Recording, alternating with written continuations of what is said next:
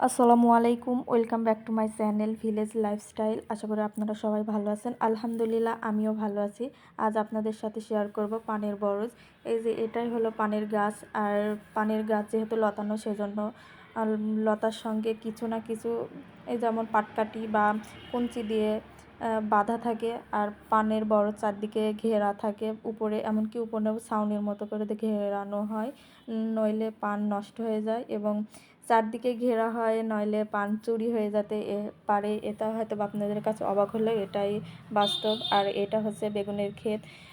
আজকে এখান থেকে বেগুন তুলে নিয়ে আসলাম, বাট তোলার ভিডিও করা হয়নি, কারণ পাশের জমিতে অনেক মানুষ ছিল যা আমাদের পরিচিত। হয়তো বা ভিডিও করলে অনেক কোশ্চেন করতে পারে, বাট সেই কোশ্চেনের অ্যান্সার আপাতত আমার কাছে নাই। এই ইনশাল্লাহ তাদের এই কোশ্চেনের অ্যান্সার দিতে পারবো, আপনারা যদি আমার পাশে থাকেন। আর ভিডিওটা আজকে এ পর্যন্তই। অবশ্যই ভালো লাগলে লাইক, কমেন্ট এবং সাবস্ক্রাইব করবেন। আর আমার পাশে থাকবেন। আল্লাহ হাফেজ। আসসালামু